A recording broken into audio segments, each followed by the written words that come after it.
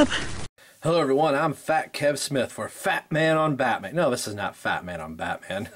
Hello everyone, welcome to Rob's Rogues, and welcome for my best of 2013, or my top 10 figures of 2013. I wanted to throw something up here on the screen for you to look at before I start bringing them in.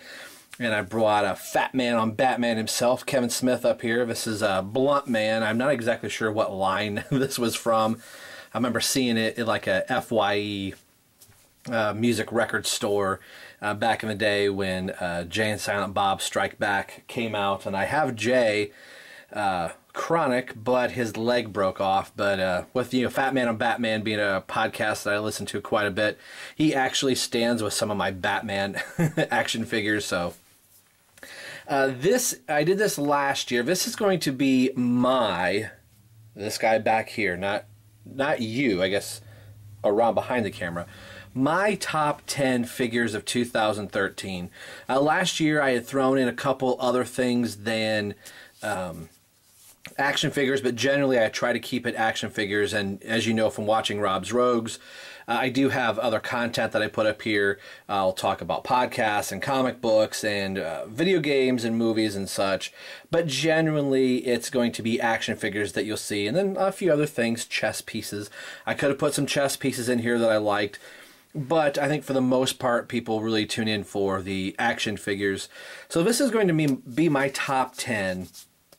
And I had the list all set up and ready to go, and I wanted to tie this into the Rogue show that's going to be tomorrow, depending on when you're watching it, or after you watch this video, the next video that should automatically play. Man, I can't say that right. Automatically play on the player will be episode 4 of the Rogue show. And so you might be asking, well, why is it going to tie in? Well, I'm going to kind of do this like Marvel and like DC is wanting to do, or a comic book. You're reading Batman and you turn to the last page, it says, to be continued in Nightwing, number 15. So I'm going to make you buy the next issue, or not buy, but watch the next issue. So you're going to see the top 10. Actually, you're going to probably see the top 4 figures, because on the Rogue show, all of us are going to be picking our top 3 figures or things that we liked in 2003. So rather than you watch this top 10, when we get to the Rogue show, you're going to go, oh, I already know Rob's number 1, 2, and 3. I'm going to kind of leave it a little bit on a cliffhanger. Dun, dun, dun. So that's what we're going to do. And as I was putting the list together, I had the list written and all set up and ready to go for probably a couple weeks now, because I wanted to save it for the Rogue show. And I know the top 10s usually happen in the first week, but bear with me. So as I was setting this all up, I was looking around and a figure popped into my head, and I realized I can't believe I didn't include this figure. So somebody that was on the top 10, was number 10, got bumped to an 11. And I told myself this year, I'm only going to do 10. Well, I lied, because I have this guy up here on the table, and I'm going to show him anyway, because he was originally 10, but this now makes him 11. So we will get right into the top, I guess it's going to be top 7 of 2013, and I'll save the last 3 for the Rogue show. So here we go. Actually, now he's an honorable mention. Number 11. That's right, it is Black Mask from Batman Arkham Origins from DC Collectibles. And I'm sure there's somebody out there that's saying, really, Black Mask? He was the weakest figure out of the bunch. I am biased to all of my action figures. I like them all, or I would not have bought them.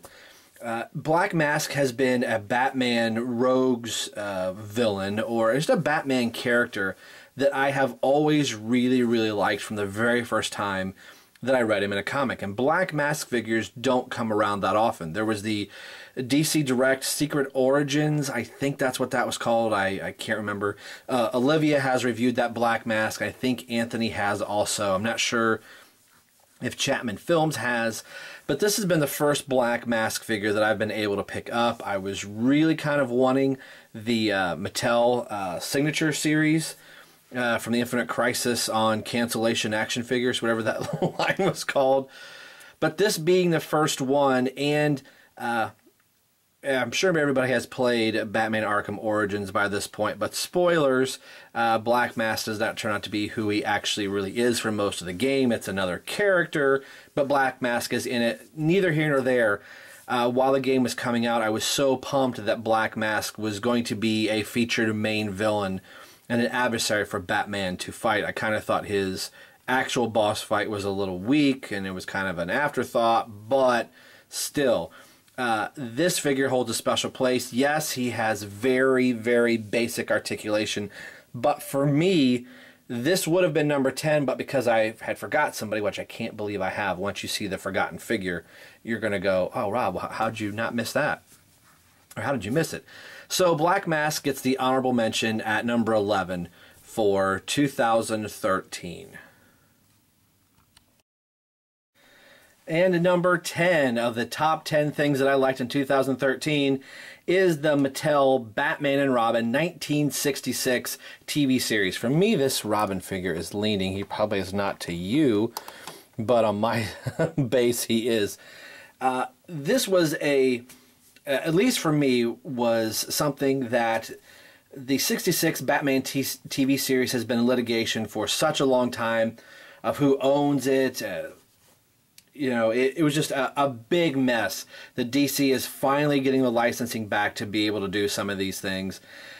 So a lot of the figures or things that you might have saw that should have come out in 66, we are now getting. So I know this was a dream come true for a lot of Batman fans of the 66 TV series and just Batman fans in general to actually get some Burt Ward and Adam West Batman products. It was just recently announced that the DVD is going to be coming out of the complete series of the 1966 Batman TV series. So once a lot of people saw that these were coming out, people were really starting to flock to them. Now, somebody could say, well, Rob, you've got two figures here at number 10. These two came as a set, and this is the only way right now to currently get the Burt Ward Robin figure, and it comes with the diorama. Again, I'll put the videos down below if you would like to watch these videos as I reviewed them when they were coming out. But I love having this on my shelf, and these two actually sit on the side of my shelf, and I've got a nail, so and I've got the string that they came with, so they actually appear like this on my bookshelf, which you can't see because Robin's out of frame. But they are climbing up the side of my bookshelf with all the other action figures that I have. So I just recently picked up Catwoman, excuse me, from the line, and I wanted to put her in the window that's down here that you can't quite see. It's off camera. See if I can jet down there a little bit. That window right there, but I have to cut a hole in the bookshelf, so I may put her at the very top of the bookshelf as if Batman and Robin are coming up to her. So this was something I know a lot of people were excited about, whether you like or love the figures. I really, really like them. It kind of takes me to my childhood, seeing them in reruns, and it's nice to have these figures. So number 10 is the 2-pack from Mattel, the Batman and Robin 1966 action figures.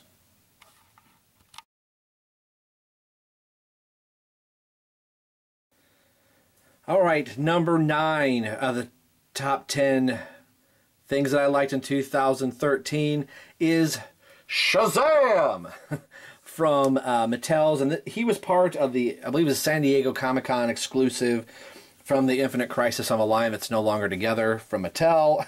That's how I'm going to refer to everything about Mattel. Do I sound bitter? Well, maybe. Now, some people could be scratching their head and go, really, you're picking Shazam? Again, Shazam, probably next to Robin. Shazam is one of my favorite DC characters. He's always been. And I like that they're referring to him as Shazam. I don't want to get into that argument. You can call him Captain Marvel or whatever. But his name is Shazam now. Like it, love it. That's just what it is. But this was one I was eagerly wanting to get. And Anthony hooked me up by picking this guy up for me. Thank you very much, good sir.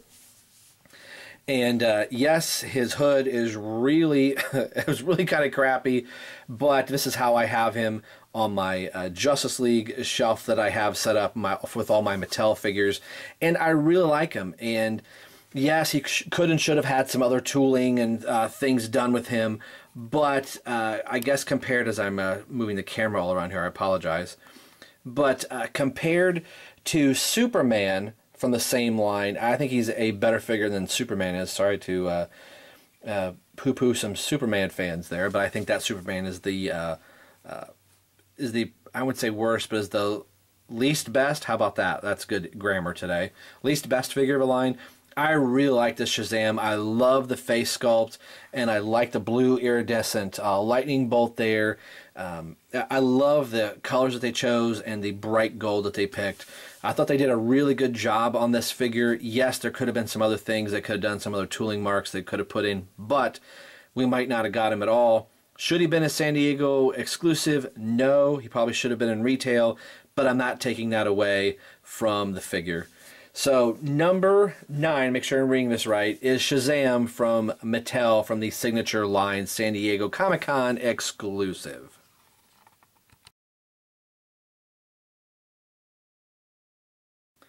All right, number 8 is Gal Gadot herself. Oh, I'm sorry. Number 8 is Wonder Woman from Mattel DC Comics Unlimited. I love this figure. Let me tell you, it was really, really hard trying to put these figures in order of most importance to the other because I like them all. Somebody may say, oh, okay, I can see that. She's my favorite Wonder Woman that I have. I only have 2. I think she might be better than the DC Collectibles Wonder Woman in her face. I love this figure.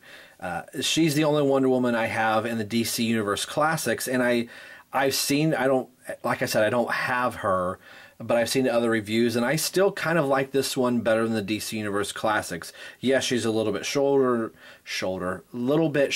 and not as bulky, which I guess could play right into Man of Steel 2. So, but I think this is a beautifully well done figure, and it's probably one of my favorites. Shazam, her and Shazam are really 2 fantastic figures from this DC Comics Unlimited line that I thought they really knocked these figures out of the park. And, you know, as great as Wonder Woman is, again, I'm kind of picking on Superman. He wasn't as great as he should have been. But I think as far as retail goes, she's probably the best figure from the DC Universe Unlimited line that Mattel released, in my opinion. Again, all these are in my opinion. So number 8 is Wonder Woman from Mattel DC Universe Classics Unlimited line.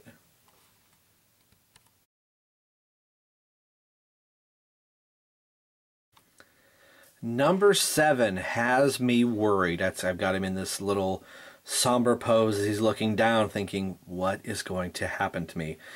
It is the DC Classics Batman Arkham City. I think this was wave 4. Wave 3 or 4, can't quite remember. From DC Collectibles, Arkham City Nightwing figure. He had a very teeny tiny part in the game in the challenge map. As a small part that Robin played in the video game, Nightwing had an even smaller. Granted, he has the same time in the challenge maps, but was not voiced at all like Robin was, but Robin was only voiced in the main game and the bonus DLC content, but that's neither here nor there. I'm glad that he was in the game. This is my favorite Nightwing figure that I own. I know some people were kind of on the fence about him. I love the face sculpt. Yes, he does have some problems with him not being able to get his head to be able to look up very well. I've got his head tipped down, but if I bring it all the way up, that's about as good as it's going to get. So he still looks like he's kind of looking down. But I love this figure. Now we're going to get a Capullo series, Nightwing New 52, and I believe that one's going to be a much, much better figure. I'm not saying that he's number 7 on my list. Being, you know, a Robin fan, once I got this figure, I thought, oh, it's so good, and I was wanting to get the Mattel, his Mattel counterpart, and I have the Renegade version. But there's something funny with that Nightwing. I don't know what it is that I don't necessarily like about that figure, but I love this one. So we'll be talking about this guy on the Rogue show, so you can tune into that. But I love him. He stands wonderfully with my Arkham City figures, and he's right up in the front. So number 7 is the DC Collectibles Batman Arkham City Nightwing.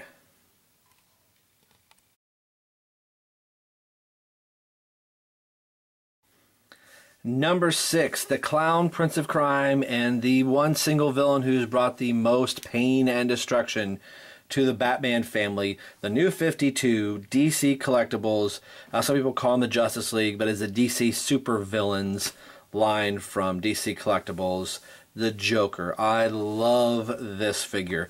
This is Snyder Capullo's take on the Joker in the New 52. Granted, Tony Daniels did the whole face cutting off thing, and Snyder and Capullo had to run with it.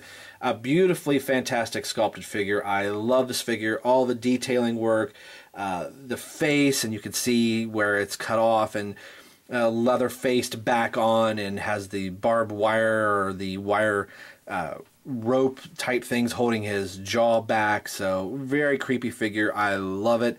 He looks great against my other Batman figures, and so very cool. I actually have him like fighting Robin currently at the moment, with kind of Batman standing behind the Joker.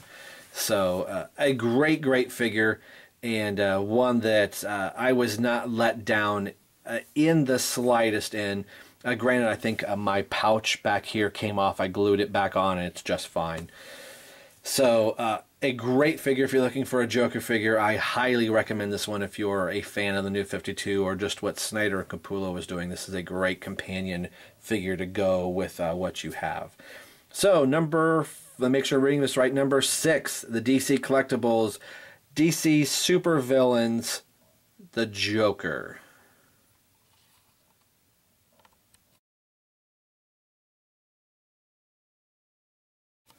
Okay, I was just getting ready to, I'm leaving this on film. Now I'm a little disappointed. Number 5 still is Green Arrow from DC Collectibles from the Justice League. As I picked him up, he tipped over and his leg at the boot just broke off. Let's lift him up. So it looks like it's kind of holding there, but if I wiggle it, maybe if I just do this, his leg is off. It clearly broke. And if I get it in the frame here, and look, it's that clear, stupid peg. I love this figure to death. He's number 5. Man, this really bums me out. Now, given the way that it is, I think I could put a pin or something back in there. It's a clear plastic little peg runner that they put back in this thing, and then they just painted it back here. So it fits in snug. So he's going to be able to, he's standing just fine, as you saw right there. He has taken a nosedive off of my shelf in the past month or so. So I've kind of repositioned him just a little bit. Man, it really bums me out. I will probably be trying to get a replacement for this Green Arrow. Again, with everything, you have some of your favorite figures up on a high shelf and they take a nosedive. Maybe sometimes something's going to happen to them. He's been a great figure. I love his figure. It's now, with this just happening, it's tainting a little bit what I'm going to say, which does bring me to a point I was going to say earlier. In picking some of these, some people will poo-poo a figure and say, oh, I don't like him because the ab crunch didn't work, or he's constantly hunched over. Yes, that does deter from you liking it. But sometimes I go, it's just a manufacturing problem, and it's probably just my figure. You're going to have, QC problems through a whole entire line. Most places probably do QC checks. If anybody's familiar with the QS9000, you check part number 1, then you probably check part 10, and then you check part 15, and then you check part 20, but those ones in the middle aren't getting checked for quality control because they have set checking sequences that they do. So yeah, something like this may get through the cracks, and he's been perfectly fine up until now. Again, probably fault of myself where I had him positioned, but somebody else fell on my shelf, which caused him to topple over, and maybe he landed on that leg, and it just got it to a point where I literally just picked him up, sat him down, and he toppled over. I thought, oh, he fell over really fast, and I saw that I was holding his knee, knee and foot and ankle and boot in my hand.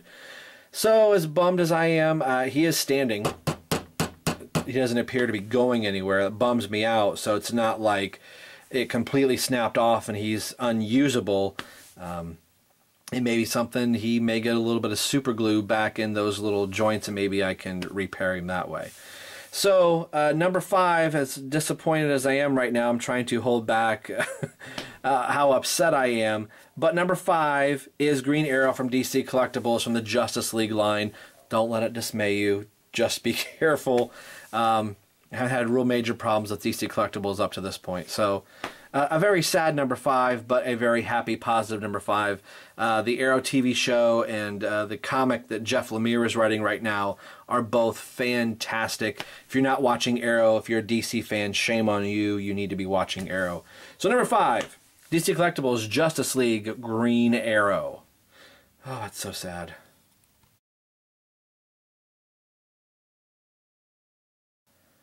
Number 4, the DC Collectibles, actually technically a 7-pack of DC Superheroes versus DC Supervillains that repaint the original Batman from the Justice League We Can Be Heroes line.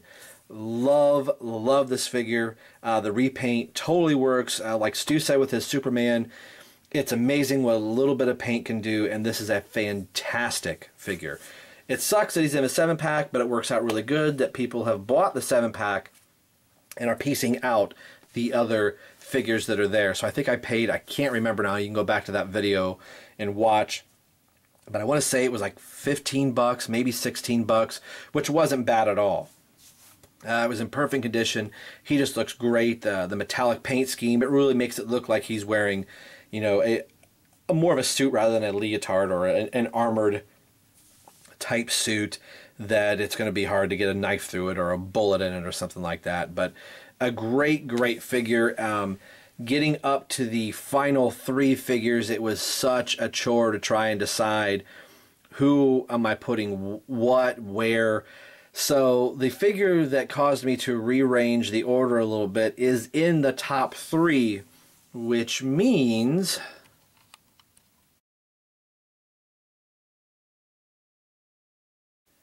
if you want to see the top 3 figures that I have that I picked in 2013, you'll have to tune in tomorrow to the Rogue Show at 3 p.m. Eastern Standard Time, as not only I will reveal my top 3 figures from 2013, but so will Anthony, so will Olivia, Stu will Stu Murray 47, Chapman Films, and we'll be going through our worst figures and things that we liked. And some of them may pick a statue or a video game or a bust. So we kind of left it open for your favorite things. I'm going to be talking about some of my other favorite things and likes and wants in 2014 and then past in 2013. So hopefully you've enjoyed this little top 10, and you can see the rest tomorrow at 3 p.m. Eastern Standard Time, or depending on when you're watching this, it could potentially be the very next video. But with it being the Rogue Show, it's probably going to be an hour and some change. So hopefully you'll sit back, relax, and enjoy the Rogue Show episode 4 as we talk about the best and the not so best of 2013. We'll see you tomorrow, everybody. Bye.